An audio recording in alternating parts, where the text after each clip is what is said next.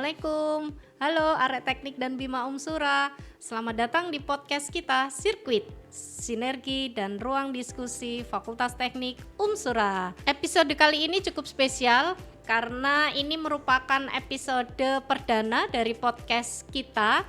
Dan kali ini kita akan sharing dan diskusi dengan topik engineer mindset, mengapa engineer sangat dibutuhkan.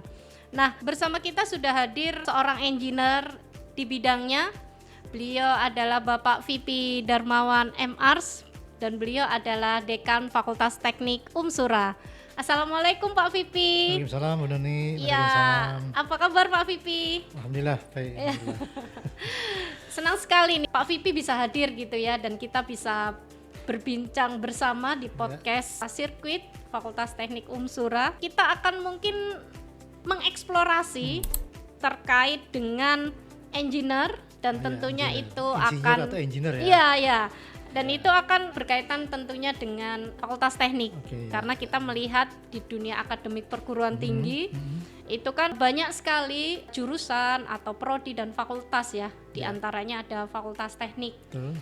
Nah, dan kita melihat bahwa perubahan peradaban sudah beralih ke teknologi digital gitu ya.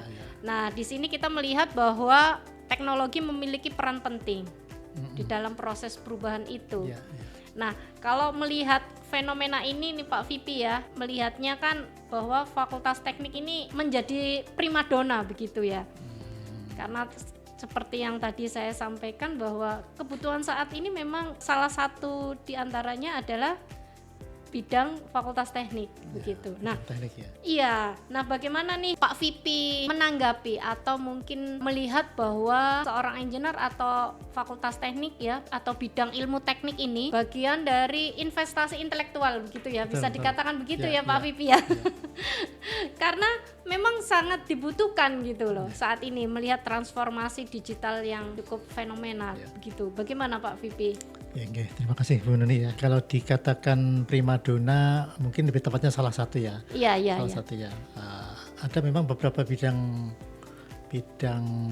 profesi ya, profesi yang banyak diminati oleh para pemuda atau calon mahasiswa ya. Itu salah satunya teknik ya. Karena memang perubahan sosial, perubahan peradaban itu tidak lepas dari perkembangan teknologi ya. Jadi kalau dulu kita sampai dengan abad 19 itu kan lebih dominan masyarakat agraris ya. Kemudian setelah ditemukannya mesin, itu menjadi masyarakat industri. Revolusi industri ya, betul ya. Kemudian ditemukannya listrik, ada industri massal ya produksi massal itu ya. Gitu. Sampai tahun 70-an itu ditemukannya otomasi ya. Jadi setelah ditemukan mesin bisa memproduksi barang dengan massal. Kemudian ditemukan cara bagaimana membuat mesin berjalan secara otomatis ya. Setelah itu ditemukannya internet ya. Ada konektivitas atau keterhubungan. Nah, sampai dengan sekarang itu era digital, sampai sekarang lagi, kemudian sekarang era AI ya, 5.0 ya.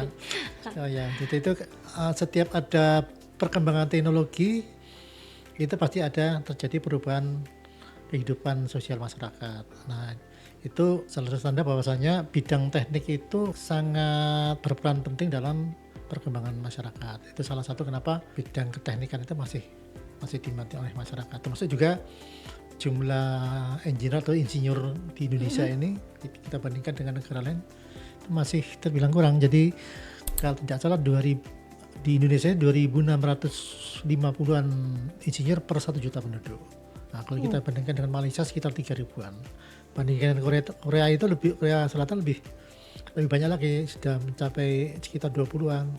Jadi rata-rata persentase engineer per 1 juta penduduk ya di Indonesia itu masih kurang. Itu yang saya pikir juga perlu dipacu ya. Begitu. Berarti kans pilihan terhadap Fakultas Teknik itu cukup terbuka lebar begitu ya Pak Vivi? Profesi di bidang keteknikan. Di bidang keteknikan. Ya, karena memang di berbagai bidang sekarang peran teknologi itu memang cukup penting. Di samping juga ada faktor cara berpikir ya. Ya. Nah, itu cara berpikir itu juga penting ya. Jadi teknik itu karakternya lebih kepada problem solver. Oke. Ya, jadi orientasinya pada solusi. Jadi kalau kita berpikir itu kan, orang teknik kan berpikir nanti gimana cara membuat satu produk atau sistem itu yang bisa mengatasi permasalahan, tidak terbatas pada aspek analisis saja, tidak sebatas hanya menemukan masalahnya, tetapi juga secara alamiah itu terdorong untuk memberikan satu solusi. Nah itu yang kemudian cara berpikir itu akhirnya banyak mungkin alumni di bidang teknik itu digunakan di bidang lain, bekerja di perbankan, jadi seorang ekonom juga tidak sedikit ya. Karena memang sekarang bidang teknik itu kan nggak fokus pada satu bidang, tapi dia bisa berkolaborasi. Sekarang kan dengan era digital ini kan konektivitas atau keterhubungan sangat tinggi di antara bidang ilmu yang lain gitu. Ya, luar biasa. Nah, ini kan kita berbicara mindset engineer nih. Menurut Pak Vipi, kalau misalkan bagaimana sih cara membedakan gitu ya mindset berpikirnya arek teknik gitu ya, atau anak teknik itu masing-masing bidang memiliki satu keunggulan tersendiri. Betul. Cuman poin penting di sini khusus untuk anak teknik tuh seperti apa ya Pak Vipi? Yang pasti kan logis ya. Ya. Mungkin sampai sekarang ya. Jadi bidang teknik itu lebih banyak diminati oleh teman-teman alumni dari jurusan IPA ya. IPA ini ilmu pasti ya. Tapi nggak ini juga Pak Vipi, sebagian juga ada teman-teman kita yang dari IPS gitu ya, di luar IPA gitu untuk ya. Untuk keteknikan tertentu ya. Seperti mungkin bidang komputer atau arsitek ya, karena arsitek itu ada ini ya. Seni ya, ada unsur seninya juga gitu. Berpikirnya cenderung logis ya, kemudian berorientasi pada solusi, kemudian ada karakter maker ya, atau kreator, membuat sesuatu ya. Jadi kalau di jurusan teknik atau prodi teknik itu biasanya kalau di humaniora ini istilahnya skripsi ya. Kalau kita kan biasanya tugas akhir atau proyek akhir ya. Jadi membuat sesuatu itu yang mungkin membuat banyak lulusan SMA atau SMU itu mengembangkan diri di bidang teknik. Kalau ini katanya teman-teman Gen Z loh ini Pak Vipi ya, bukan kata saya loh ya. Katanya kalau nggak teknik tuh nggak keren gitu. saya setuju nggak dengan pendapat ini? Mendengar itu ya. Kalau nggak teknik nggak keren gitu ya. Karena biasanya anak teknik itu apa gini, no teknik no party gitu. gitu. Tapi kalau ini ya, kalau kita balik lagi ke dunia akademik perguruan tinggi biasanya anak-anak teknik tuh kan disuguhkan dengan banyak tugas gitu ya, praktikum gitu ya misalkan. Jadi makanya alurnya itu akhirnya kalau nggak teknik nggak keren gitu, biar merasakan praktikum karena sifatnya memang tidak hanya bersifat teoritis gitu ada praktikal yang harus dilakukan juga gitu Pak Vipi ya. Nah ini ya saya melihat catatan saya nih Pak Vipi, di Fakultas Teknik Sura itu kan ada 7 prodi ya. Ada mesin ya, teknik mesin, teknik perkapalan, kemudian teknik elektro, teknik industri, sipil arsitektur, kemudian informatika. Nah ini saya melihatnya kok ini ya saling melengkapi ya, yang sifatnya permesinan, ada teknik mesin dan teknik perkapalan begitu ya. Karena memang sebagai salah satu amal usaha Perserikatan Muhammadiyah ya, kan kita berusaha menghormati satu aspek itu, satu bidangnya dari berbagai aspek ya. Oleh karena itu ada ceritanya yang panjang ya. Jadi sebisa mungkin itu para pendiri kita itu menyediakan layanan bagi masyarakat dari berbagai bidang teknik ya. Jadi seperti misalnya gini, terkait dengan bangunan kita ada teknik sipil dan arsitektur, terkait dengan permesinan ada teknik mesin, industri ada teknik industri, juga informatika jangan ditanyakan, memang saat ini lagi banyak dibutuhkan ya, apalagi salah satu alur pendalaman di prodi informatika kan bidang kecerdasan buatan AI itu ya. Kita juga punya perkapalan ya, karena kebutuhan kita sebagai negara maritim ya otomatis, dan itu di Surabaya bahkan Indonesia relatif masih sedikit ya untuk prodi perkapalan, padahal kita kebutuhan untuk tenaga yang menekuni bidang perkapalan itu kebutuhannya sebenarnya masih dan di Indonesia kan maritim ya, maritim. Nah ini cukup pas nih kalau teknik perkapalan tampil gitu ya betul. Pak Vipi ya. Nah ya kalau melihat itu ya Pak Vipi dari ketujuh bidang gitu ya, mungkin apa sih yang kemudian menjadi visi misi atau bagaimana nih memetakan bidang-bidang itu terhadap gitu ya, atau menjawab kebutuhan akan industri gitu ya, kebutuhan bidang industri gitu Pak Vipi. Bagaimana? Kalau menurut saya kita tidak perlu memandangnya secara parsial prodi per prodi ya. Iya. Karena dalam dunia industri pada kenyataannya itu banyak irisan terhadap dari berbagai bidang ilmu tersebut atau katakanlah dari prodi-prodi tersebut ya. Saya pikir penekanannya mungkin karena begini, apa yang kita ajarkan pada teman-teman mahasiswa atau kita berusaha kembangkan pada teman-teman mahasiswa itu nantinya mereka akan berkolaborasi dengan bidang-bidang lainnya kan.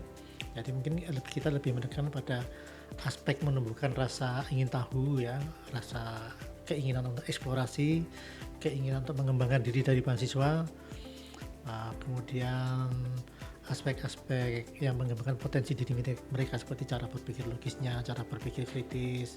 Nah itu yang saya pikir memang perlu lebih dikembangkan ya, karena sekarang kan begini, untuk menggapai pengetahuan kan sangat mudah ya. Sangat mudah ya. Sangat mudah sekarang tinggal klik atau pakai AI gitu ya. Jadi saya pikir sekarang era di mana dosen itu lebih berperan sebagai trainernya trainer supaya mereka bisa mengembangkan diri itu ya. Gitu. Potensi gitu ya, mereka itu ya, betul. Sehingga bisa berkontribusi juga ya, tidak hanya pada pemenuhan bidang keilmuan gitu ya Pak Vipi, tapi karena secara bagaimana alamiah mereka pasti akan bereksplorasi ya. Iya.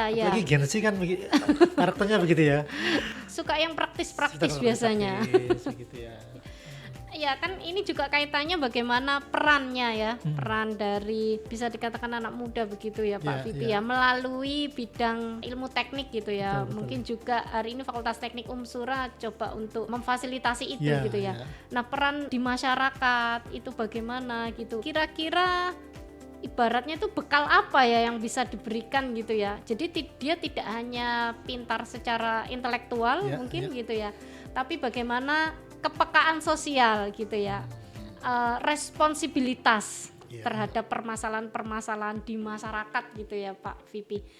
Nah itu seperti apa Pak Vipi? Di mengkolaborasikan antara keilmuan dengan peran dan tanggung jawabnya ketika sudah di masyarakat. Nah masyarakat ini kan cukup luas cakupannya, nggak hanya secara sosial kemasyarakatan, tapi bagaimana posisinya ketika di dunia kerja, dunia industri, atau menjadi seorang pemimpin begitu ya. Nah ini kan tentunya Fakultas Teknik punya strategi khusus atau punya treatment gitu ya, supaya menyiapkan SDM unggul loh, bahasanya seperti itu gitu ya Pak Vipi. Nah ini bagaimana Pak Vipi? Ya saya pikir begini Bu Ni, jadi kita tentu banyak cara ya untuk memberikan layanan yang katakanlah unggul pada mahasiswa supaya mereka bisa mengembangkan diri ya. Antara lain mungkin dengan kerjasama dengan mitra-mitra kita, baik dunia industri maupun sesama perguruan tinggi, di dalam maupun di luar negeri ya. Kita ada kerjasama, misalnya kita ada program dual degree, program magang internasional di perusahaan di luar negeri di Taiwan, itu kita lakukan untuk menambah pengalaman mereka dan juga membuka peluang mereka untuk bekerja di industri di luar ya. Kemudian juga sarana praktikum ya, agak berbeda ya. Pada beberapa tahun yang lalu praktikum kita banyak semata-mata mengandalkan dengan alat-alat praktikum yang secara fisik ya. Tetapi sekarang ini kan banyak proses praktikum yang sudah berupa simulasi ya, yang untuk soft skill ya, soft skillnya juga maupun penyelenggaraan praktikum. Jadi dengan adanya teknologi digital itu ya, teknologi komputer, kita bisa banyak menyelenggarakan praktikum lebih dengan bervariasi. Oke. Itu yang keuntungan kita di era digital itu begitu ya. Iya. Jadi walaupun memanfaatkan software simulasi betul, gitu ya Pak ya. Tidak harus pemahaman atau peningkatan kompetensi pada mahasiswa itu tidak dengan harus mendatangkan bertonton alat ke sini, tetapi dengan simulasi bisa dilakukan dan itu sangat membantu okay. ya. Kita juga ada program penelitian dosen yang melibatkan mahasiswa ya. Jadi mahasiswa yang memang mempunyai passion atau kemampuan di bidang pengembangan akademik ya, sebagai nantinya dia sebagai dosen atau sebagai peneliti itu punya banyak peluang untuk bekerjasama dengan penelitian dosen-dosennya, itu yang sekaligus membentuk karakter, mengembangkan rasa curious, rasa ingin tahu mereka ya. Iya. Gitu ya. Jadi capacity buildingnya ya, lengkap nih ya Pak Vipi ya. Wih, keren sekali nih ya. Nah, berarti begini nih Pak Vipi, kalau arek-arek teknik yang suka tantangan terbuka peluang nih ya untuk daftar di Fakultas Teknik Unsura nih Pak Vipi ya. Kalau melihat tadi apa yang disampaikan Pak Vipi luar biasa sekali gitu ya. Ada kerjasama mitra, kemudian ada kerjasama internasional, kemudian kolaborasi penelitian. Termasuk penelitian ya Pak Vipi, dan kemudian ada juga tadi kerja praktek internasional ya Pak Vipi.